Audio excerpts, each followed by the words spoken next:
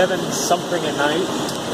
Just drove the Jag here. I've got my inspection gloves, I've got my branding, and we have a heater. Let's get this thing all up. So, for any Jag owners, this here is a pretty common sight.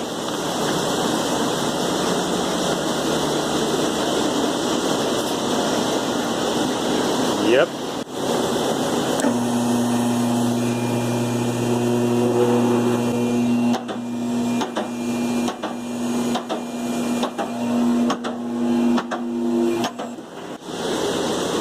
Behold the horror.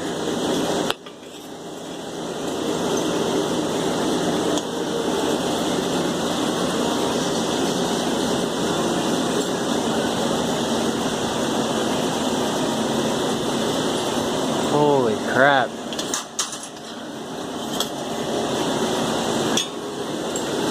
I can't even find one. Let's see, it doesn't look like it's coming out the passenger side as much, but you can see it looks wet. Well, I don't know if you can see or not, but it looks pretty wet there around that gasket. So hopefully that's our smoking gun.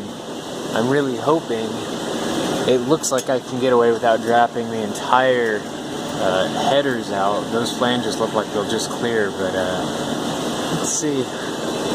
Yeah, I think this is actually doable. Those way up in there, them nuts, those are going to be a bitch and a half to get to, but I think it's possible. Am I vlogging this shit? I might be vlogging this shit. Why aren't we vlogging this shit? This is far more interesting. Well, get on your job. I don't want to be here forever. It's a healthy turbo. Alright, so the exhaust is off. The power steering rack has been dropped. I just finished draining the oil.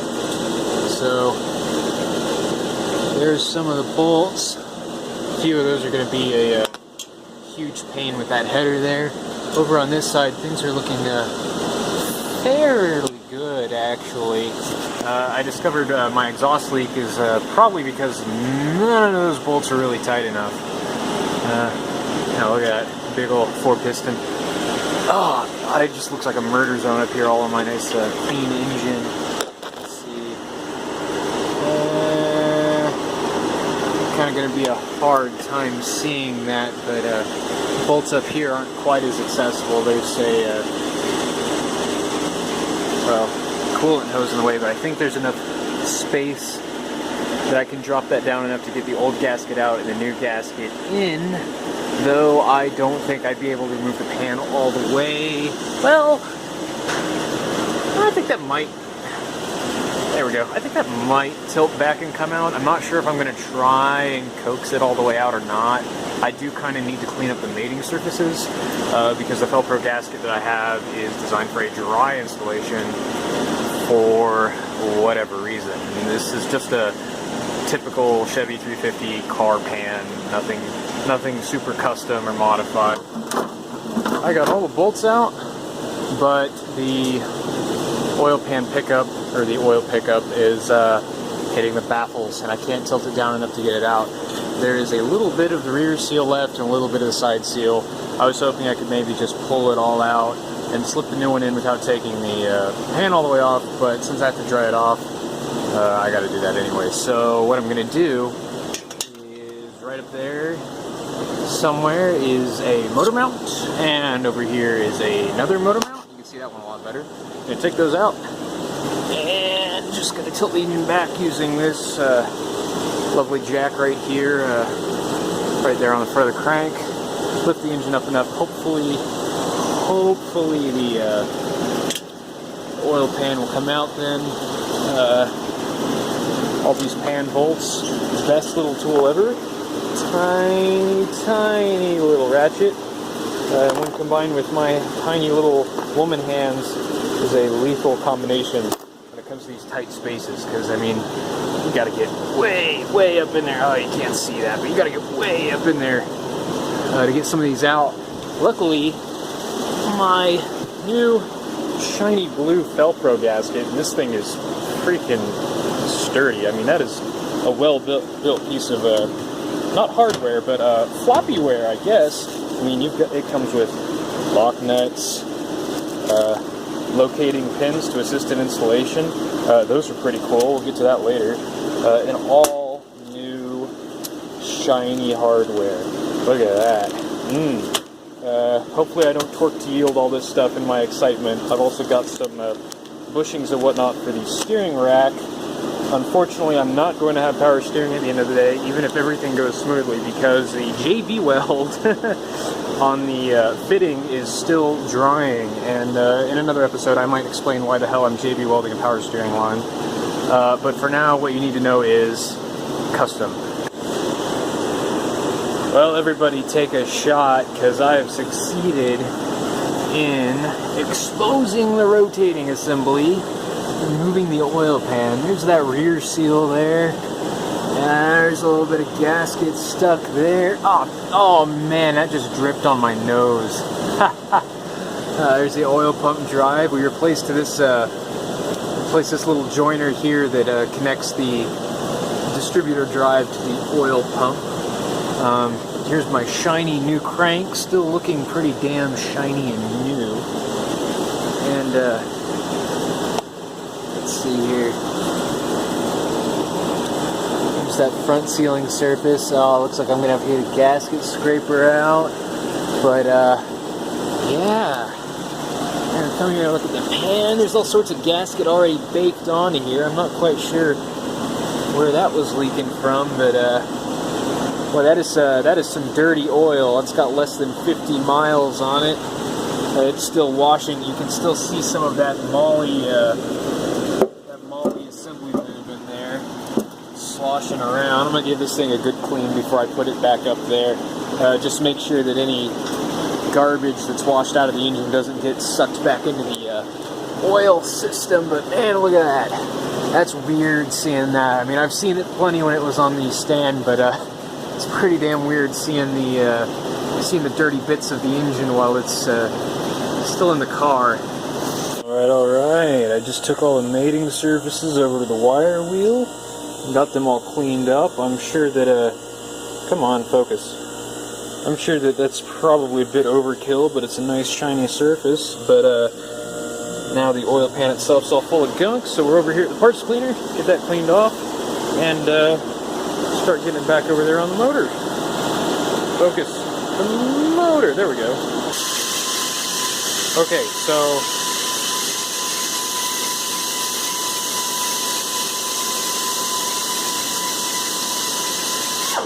the cool thing about these little bastards, these screw into the engine block, and they've got this little clampy portion. And so they go right up in there, like so.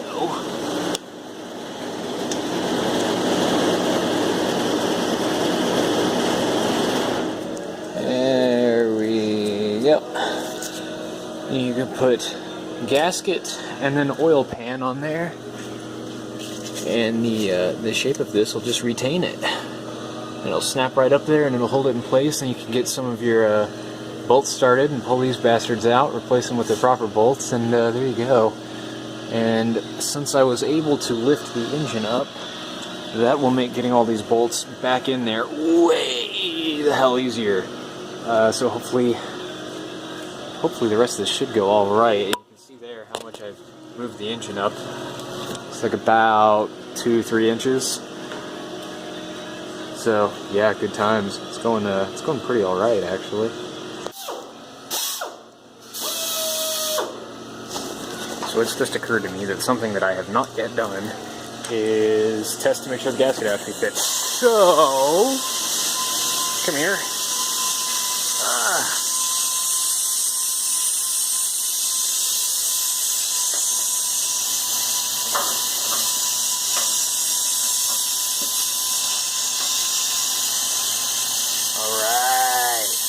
Look at that.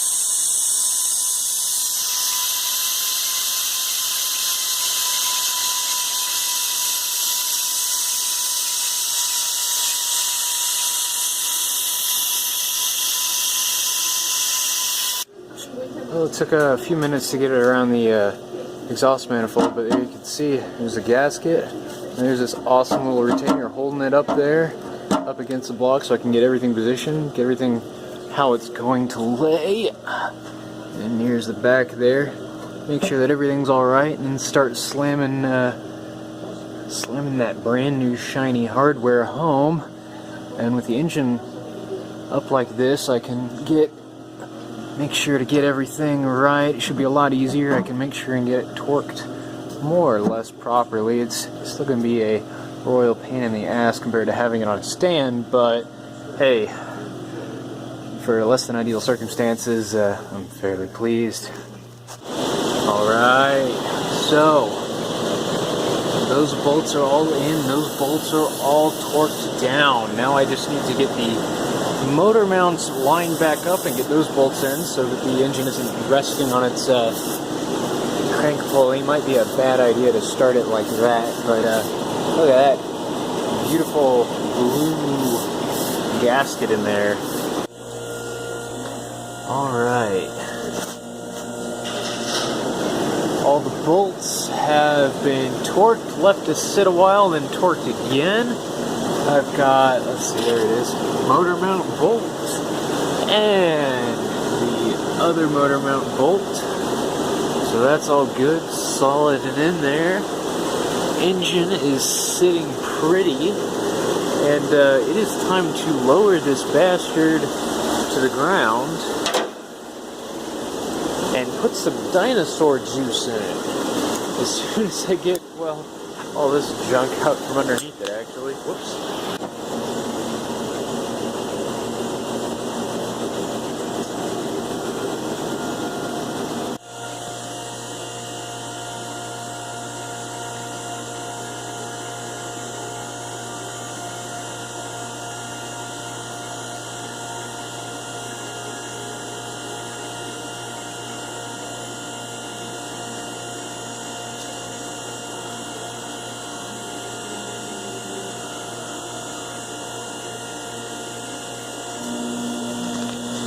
Okay, the bolts are torqued, the motor mounts are on. I just filled it with dinosaur juice, so now is the moment of truth.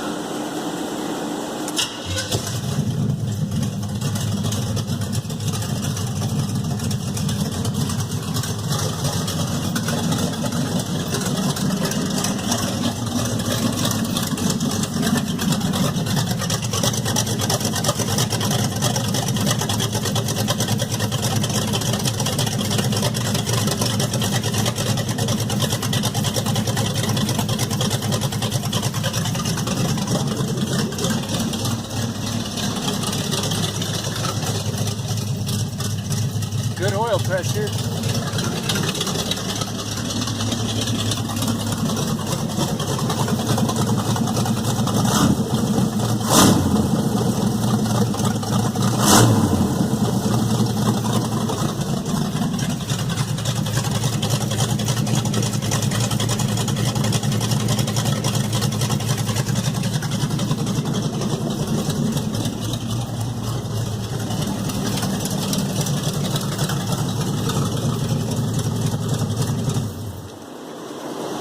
I'll call that a success.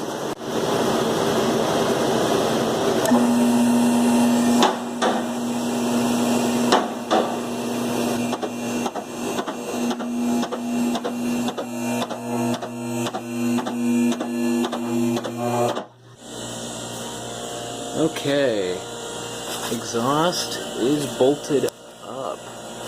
Got a couple of new fasteners there. It's all a bit tighter than it was. This fell off upon disassembly, so I got that tightened up quite a bit more than it was before. When I got this car, there was actually a Campbell soup can there. I shit you not, there was literally a soup can holding the exhaust together. You can see here, it just goes back and over, and some nasty welds later, you have these tips. Anyway, next step here is this power steering rack. Now, I am not a fan of this system at all. It is located side to side by these bushings, which are in shear, and when they go out, you get this sort of a thing.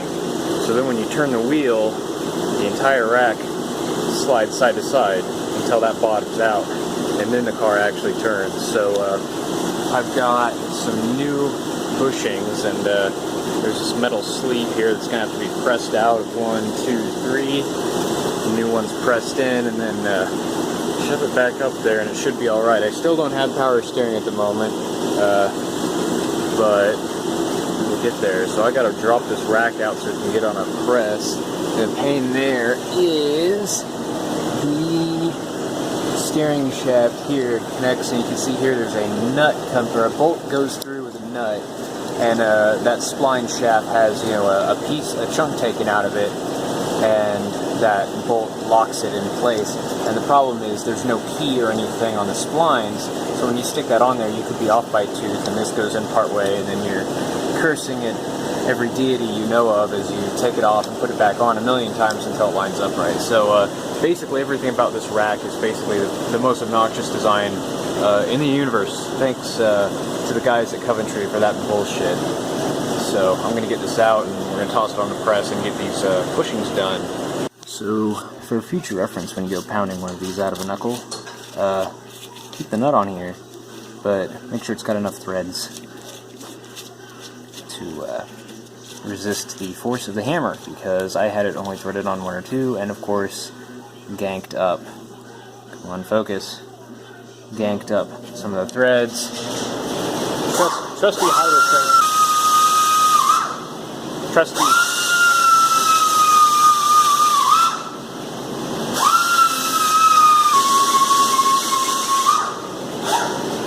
Trusty Harbor Freight tap and die set to the rescue.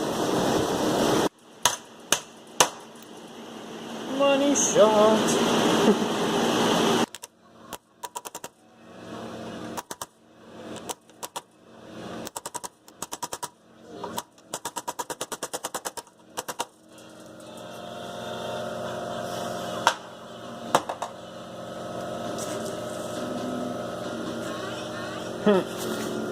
Alright, so here we are then. That is the steering rack, all bolted up with new bushings.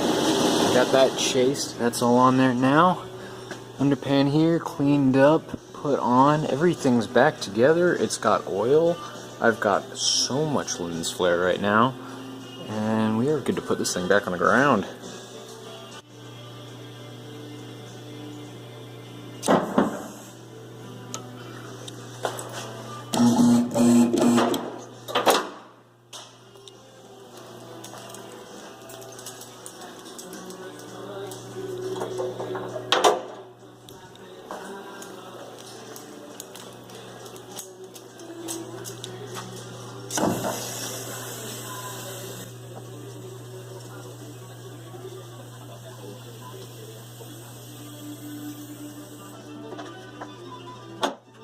Alright, here we go. Oh man, the steering feels much, much tighter.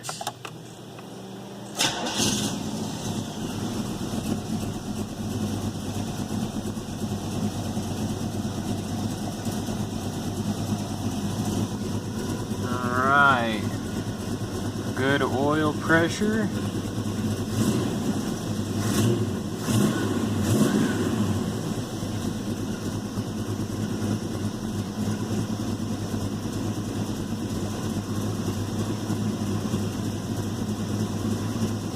See if we're leaking anything.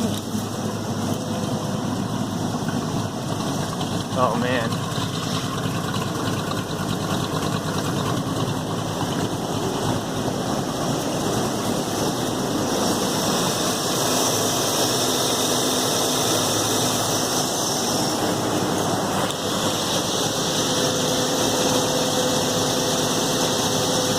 I'm not seeing any drippy drips.